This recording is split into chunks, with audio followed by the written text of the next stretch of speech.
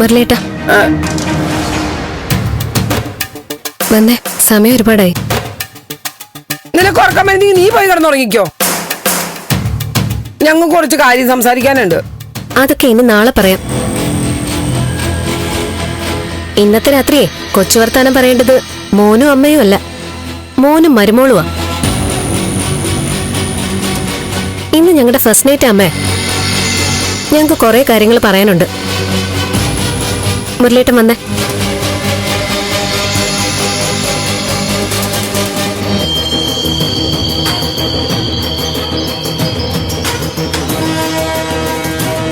പെങ്കോന്നിന്റെ പോക്ക് കണ്ടോ, നാണം കെട്ടവൻ.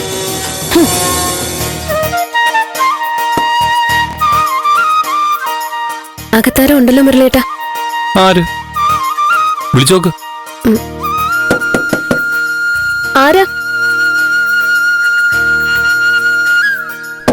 ആരാത്? ചവിട്ടി പൊളിക്കല്ലേ, ഇപ്പൊ തുറക്കാം. ഓർമ്മയാണല്ലോ.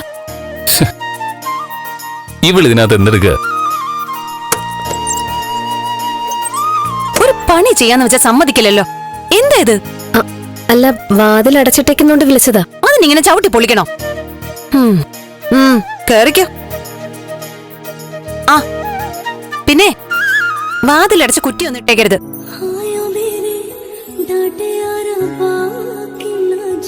ഞാനിപ്പൊ ഇങ്ങ് വരൂന്ന്.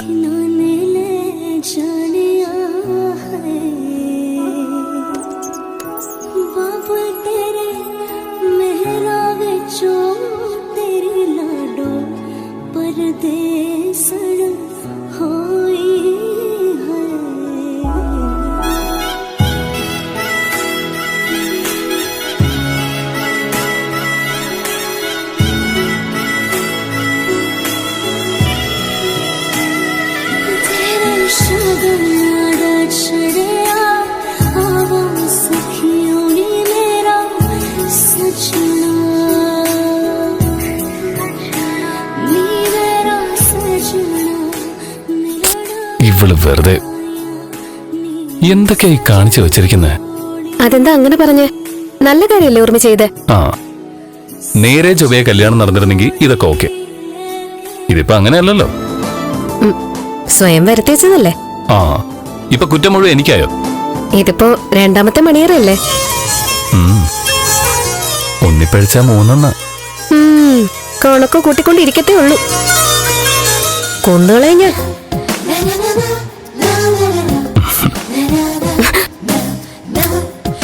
വാതില് തുറന്നു കിടക്കുക. ഓർമ്മ ഇപ്പൊ ഇങ്ങോട്ട് വരാന്ന് പറഞ്ഞില്ലേ? എന്തിനു? അതാ അവള് വരുമ്പോ ചോദിക്ക്.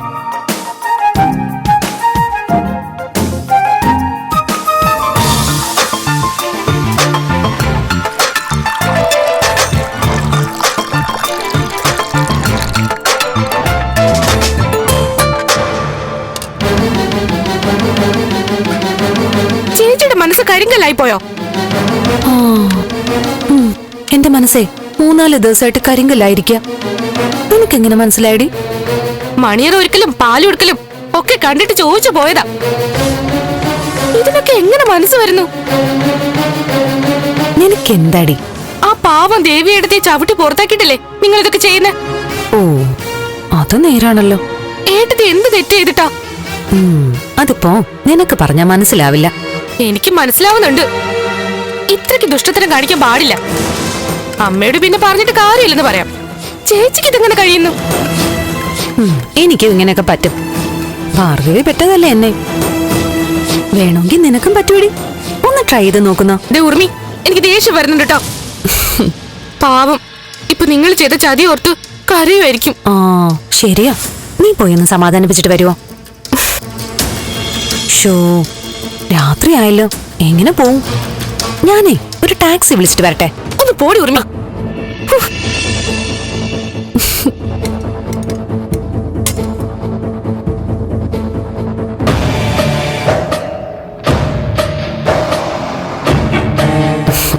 ചക്കരെ, ഇതുകൊണ്ടേ നമ്മുടെ ഗൗരി അടുത്തേക്ക് കൊടുക്ക. ചെല വേഗം ചെല. എന്റെ പട്ടി പോവും. അയ്യോ, പട്ടിയുടെ കയ്യിൽ കൊടുക്കാൻ പറ്റില്ല മോളെ. പോകുന്ന വഴിക്കേ കുടിച്ചു കളഞ്ഞാലോ. നീ ചെല്ല, ദാ പിടിക്ക്. തനിയെ കൊണ്ടുപോയി കൊടുത്താ മതി. എനിക്ക് പറ്റില്ല. ആ, പറ്റില്ല? ഇല്ല. ഉറപ്പാണോ? ആ എന്നാലേ ഞാൻ കൊണ്ടുപോയി കൊടുത്തോളാം. തിരിച്ചു വരുമ്പോ ഇവിടെ തന്നെ കാണണം.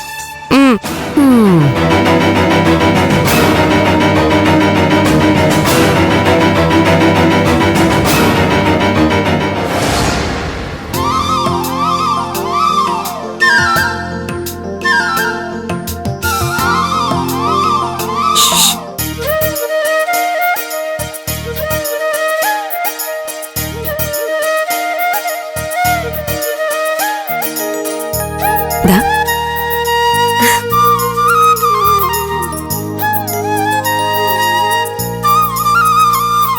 ആ അപ്പൊ ഗുഡ് നൈറ്റ്. Good night. വാതിലടച്ചോ.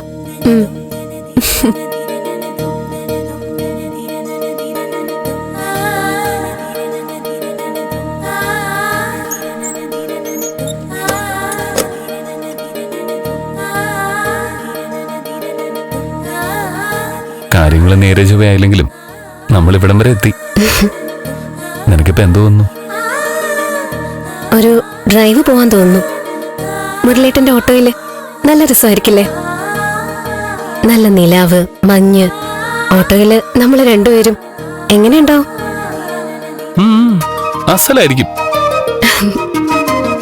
ഞാൻ ഉറക്കളഞ്ഞ് ഓട്ടോ ഓടിക്കുന്നു, നീ പുറകെ ഇരുന്ന് ഈ മഞ്ഞും നിലാവും ഒക്കെ കണ്ട് രസിക്കുന്നു. എന്ന് പോയാലോ? അത് പോയങ്ങ് പള്ളി പറഞ്ഞാ മതി. ഇപ്പൊ ഈ കൊച്ചുമുറിയില് ഒതുങ്ങിക്കഴിഞ്ഞാ മതി. ഇവിടുന്ന് നമ്മൾ പുതിയ ജീവിതം തുടങ്ങുക.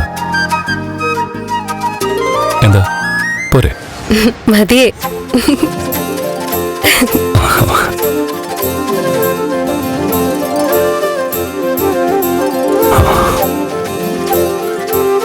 ഇനി അവന്റെ കാര്യം കൂടെ ഒന്ന് ശരിയായ മതിയായിരുന്നു. നന്ദന്റെ ഇല്ലേ? മുരളീട്ടൻ കാണിച്ച ഈ ചങ്കൂറ്റം നന്ദൻ കാണിച്ചാൽ തീരാവുന്ന പ്രശ്നമേ ഉള്ളൂ. എടി, നമ്മുടെ അവസ്ഥയാണോ അവന്റേത്? നിന്നെ അമ്മയ്ക്ക് ഇഷ്ടമായിരുന്നു, അതുകൊണ്ടാ ഇവിടെ ഭൂകമ്പവും പൊട്ടിത്തെറിയൊന്നും ഉണ്ടാവായിരുന്നത്. അത് ശരിയാ. ദേവികയെ കൊണ്ടുവന്നപ്പോ ഇവിടെ എന്തൊക്കെയായിരുന്നു പുകില്? ഇപ്പോഴും അത് അങ്ങനെ തന്നെ കിടക്കാറില്ലേ? നന്ദനും ദേവികയും തമ്മിൽ ഒരുമിക്കുന്നത് ഈശ്വരന് പോലും ഇഷ്ടമല്ലെന്നാ തോന്നുന്നത്. അതെന്താ നീ അങ്ങനെ പറഞ്ഞത്?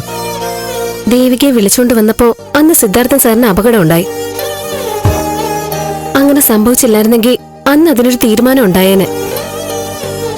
ഇപ്പോ എല്ലാം ശരിയായി വന്നതല്ലേ? ഇപ്പോഴും സാറിന് അപകടം സംഭവിച്ചു. ഇതിന്നൊക്കെ എന്താ മനസ്സിലാക്കേണ്ടേ? അവര് ഒരുമിക്കില്ലാന്ന് തന്നെയല്ലേ? ഇതൊക്കെ മനഃപൂർവ്വം ആരും ചെയ്യുന്നല്ലോ. അത് തന്നെയാ ഞാൻ പറഞ്ഞത്. അവര് ഒരിക്കലും ഒരുമിച്ച് ജീവിക്കാൻ പോകുന്നില്ലെന്ന്. ഒന്നിച്ച് ചേരേണ്ടവരായിരുന്നെങ്കിൽ എന്ത് പ്രതിബന്ധം ഉണ്ടായാലും ഇതിനകം അവർ ഒരുമിച്ചേന്.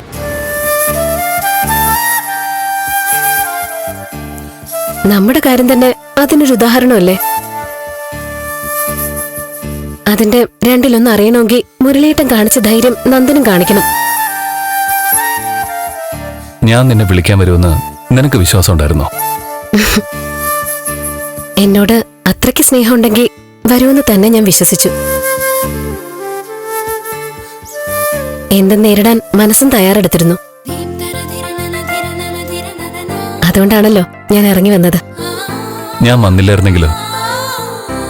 വരും. എന്റെ മനസ്സങ്ങനെ പറഞ്ഞിരുന്നു.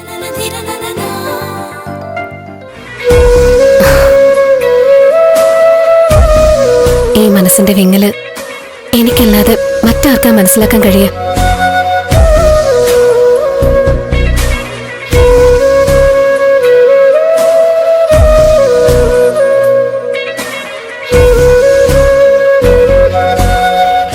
പിരിയാനാവില്ലല്ലോ നമുക്ക്.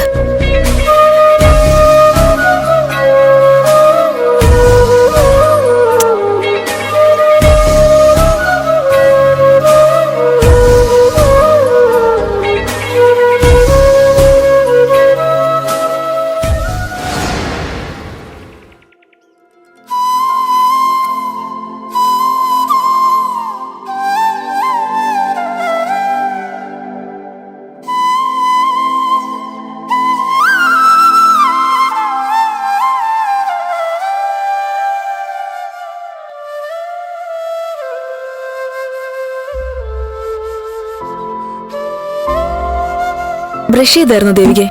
ആ അതെല്ലാം കഴിഞ്ഞു. ചായ കൊടുത്തോ? ഇല്ല, ഇത് കഴിഞ്ഞിട്ട് കൊടുക്കാന്ന് കരുതി.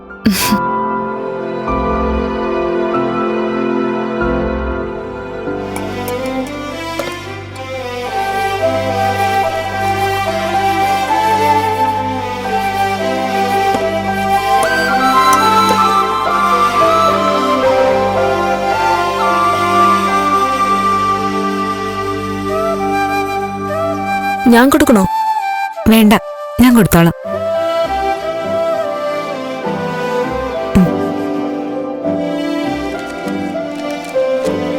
അച്ഛാ, പത്രം വായിക്കുവാണേ. അല്ല, എനിക്ക് വായിക്കാവോ? ഇപ്പൊ വായിച്ചോ, ചായ കൊടുത്തിട്ട് ഞാൻ വായിച്ചോളാം. ശരി.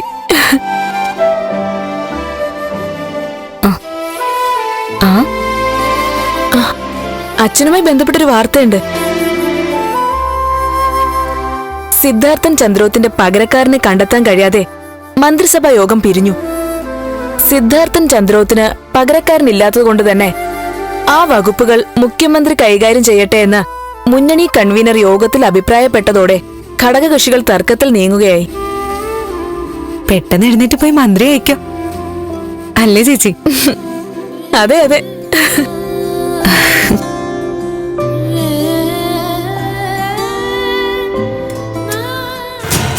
നന്നായി, എനിക്കത് ഇഷ്ടപ്പെട്ടു. നിനക്ക് അങ്ങനെ തന്നെ വേണം. വന്നു കയറി അന്ന് തന്നെ നിന്റെ പുന്നാര മരുമോളും നിന്നോട് തറുതല പറഞ്ഞില്ലേ? എനിക്കതങ്ങ് ഇഷ്ടപ്പെട്ടു. അതിന് നീ കിടന്നിങ്ങനെ തുള്ളണ എന്തിനാ? ഞാൻ എന്ത് ചെയ്തിട്ടാ എന്നോട് തറുതല പറയുന്നത്? എടി, നമ്മൾ കൊടുക്കുന്നത് നമുക്ക് തിരിച്ചു കിട്ടും. രണ്ട് കൈ നീട്ടി വാങ്ങേണ്ടി വരും. ഇപ്പൊ മനസ്സിലായോ? നീ അനുഭവിക്കേണ്ടവളാ. കാലത്ത് തന്നെ ദേഷ്യം പിടിപ്പിക്കാതെ കാര്യം നനച്ച് പറയടി. വായി കോലിട്ട് കുത്തിയാലും തിരിച്ചൊരക്ഷരം പറഞ്ഞിട്ടുണ്ടോ? ആര്? ദേവിക. അവളെ നീ ഇവിടെ ചവിട്ടി തേച്ചില്ലേ? എന്നിട്ടും എന്തൊക്കെ പറഞ്ഞിട്ടും മര്യാദ ഇല്ലാത്തൊരു വാക്ക് അവളുടെ വായിന്ന് വീണിട്ടുണ്ടോ? ആ കൊച്ചു വന്നിട്ട് എത്ര നാളായി? ഇത് വന്ന അന്ന് തന്നെ കിട്ടി. എനിക്ക് സന്തോഷായി.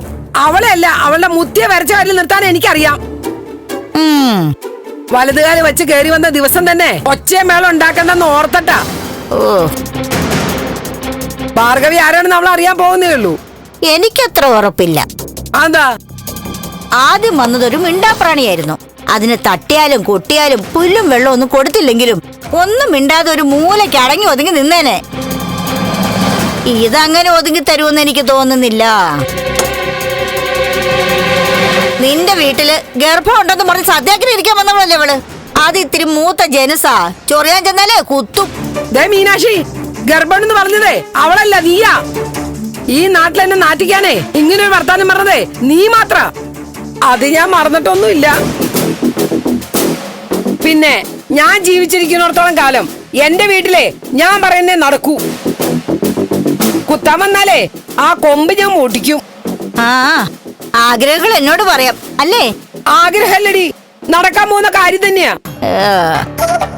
നീ കണ്ടോ? എനിക്കൊന്നും കാണണ്ട. നീ ഒന്ന് സൂക്ഷിച്ചോ. കണിയാനെ കണ്ട് ഗ്രഹനിലയൊക്കെ ഒന്ന് അറിഞ്ഞ് പരിഹാരം ചെയ്യുന്നത് നല്ലതാ. എന്തിന്? മൊത്തം അപകടത്തിലാണല്ലോ നിന്റെ പോക്ക്. ഇപ്പൊ ഒരുത്തി വന്ന് കേറി.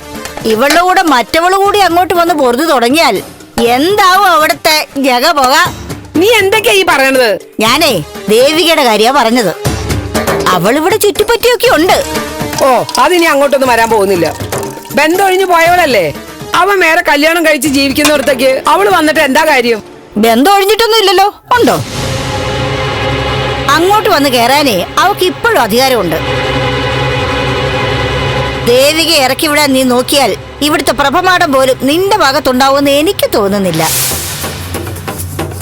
ആ, നീ മാഡത്തിന് കാപ്പി കൊണ്ട് കൊടുക്ക്, ചൂടാറണ്ട.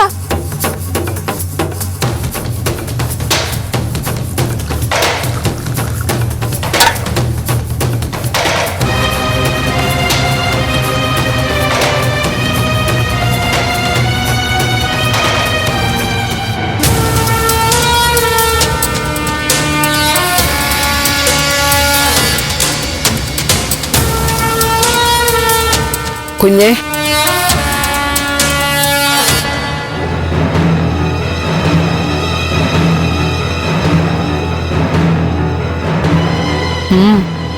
എന്റെ കഷ്ടകാലം എന്നെ കൊണ്ടേ പോകൂ.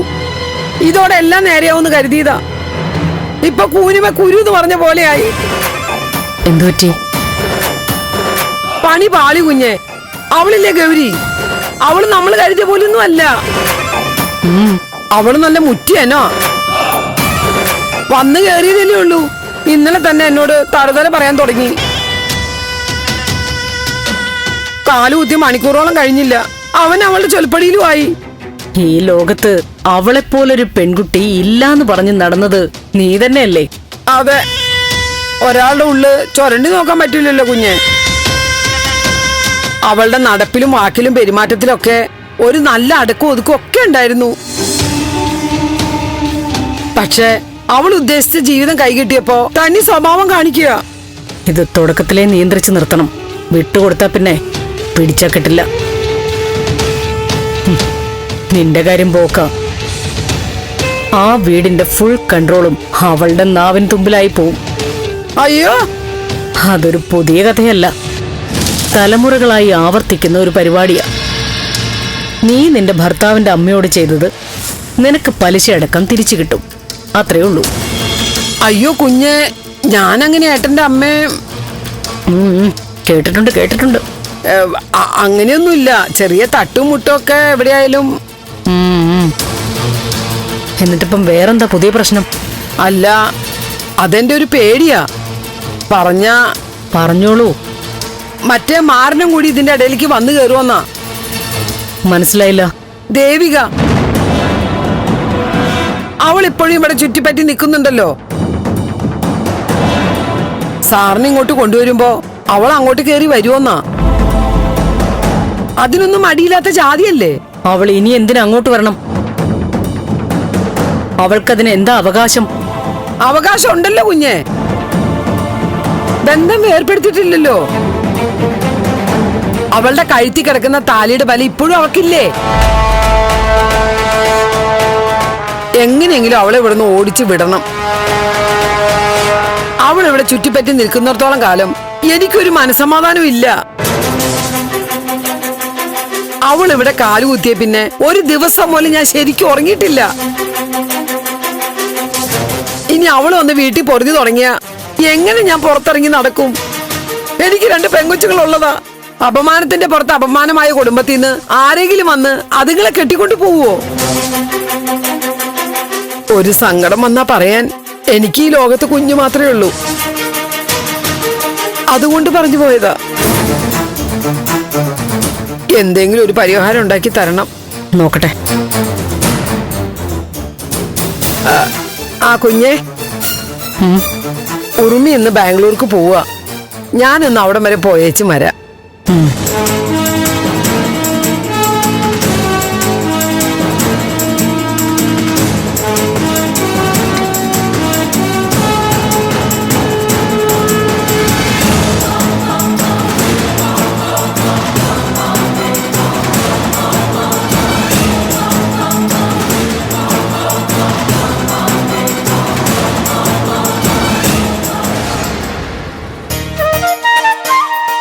ഏട്ടാ,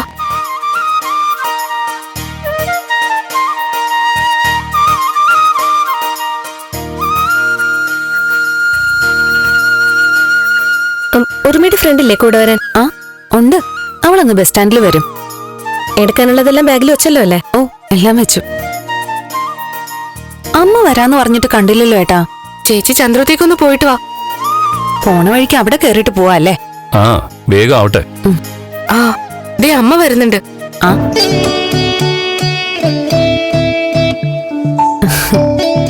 നീ പോയി കാണുമെന്ന് സംശയിച്ചാ ഞാൻ ഓടിപ്പോന്നത്. അമ്മയെ കാണാതെ ഞാൻ പോവോ? അങ്ങോട്ട് വരാൻ തുടങ്ങുമായിരുന്നു. മാസത്തിൽ ഒരിക്കലെങ്കിലും നീ ഇങ്ങോട്ട് വരണം. അങ്ങനെയൊന്നും വരാൻ പറ്റില്ല അമ്മേ. എന്തെങ്കിലും അത്യാവശ്യം ഉണ്ടെങ്കിൽ വരാം, അത്രേ പറ്റൂ. ദേ, അവള് നിന്നെ വിളിക്കുകയാണെങ്കിലേ ഫോൺ എടുക്കാനും സംസാരിക്കാനും നിക്കണ്ട കേട്ടോ. ആര്? ആ നശൂലത്തിന്റെ കാര്യം പറയണത്, ദേവികയുടെ.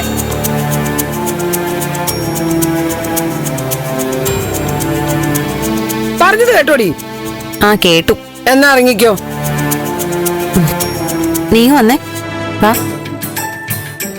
അതെ, ഗൗരി ചേച്ചിയോട് വഴക്കിനൊന്നും പോകരുത് കേട്ടോ. എന്നോട് എന്തിനെങ്കിലും വന്നാൽ ഞാൻ വിട്ടുകൊടുക്കില്ല. നിന്നോട് എന്നോട് ഒന്നിനും വരത്തില്ല. നീ ആയിട്ട് അങ്ങോട്ട് പോവാതിരുന്നാ മതി. ദേ മതി കിന്നരിച്ചത്. സമയത്തിന് ചെന്നില്ലെങ്കിലേ ബസ് അങ്ങ് പോകും. ആ ഉറുമിക്ക് പോക്കറ്റ് മണി എന്തെങ്കിലും കൊടുക്കും മുരളിയേട്ടാ? അതൊക്കെ അമ്മ കൊടുത്തിട്ടുണ്ട്, അത് മതി. പോരാ, സ്വല്പം ക്യാഷ് അധികം കയ്യിലിരിക്കണം. അത്യാവശ്യത്തിന് എന്റെ കയ്യിലുണ്ട് ഏട്ടത്തി. ദാ, ഇതും കൂടി വെച്ചേക്ക്. മറ്റൊരു സ്ഥലത്തേക്ക് പോയി താമസിക്കുന്നതല്ലേ, എപ്പോഴും ഒരു അത്യാവശ്യം വരുമെന്ന് പറയാൻ പറ്റില്ല. നീ വരുന്നതിന് മുമ്പേ അവൾ അവിടെ ആയിരുന്നല്ലോ. പുതിയ ശീലങ്ങളൊന്നും നീ ആയിട്ട് ഉണ്ടാക്കി വെക്കണ്ട. ഇതുവരെ പോയ പോലെയൊക്കെ അങ്ങ് പോയാ മതി. ആ മതി മതി, നിർത്ത്. ഒരു വഴിക്ക് പോവാൻ ഇറങ്ങുമ്പോ കാണാന്ന് പറഞ്ഞോണ്ടിരിക്കും. നീ വന്ന് കേറ്. പോയിട്ട് വരാമേ. അതെ, ആരുമായിട്ടും വഴക്കൊന്നും ഉണ്ടാക്കാതെ നല്ല കുട്ടിയായിട്ടിരിക്കണം കേട്ടോ. ഒന്ന് പോടിയാടുന്നു. പോയിട്ട് വരട്ടെ. ചെന്നോടനെ വിളിക്കണേ. ഓ എടുത്തി, പോയിട്ട് വരാം. ഞാനും മുരളിയേട്ടനും കൂടി അങ്ങോട്ടേക്ക് ഇടയ്ക്ക് വരാൻ കേട്ടോ. ശരി.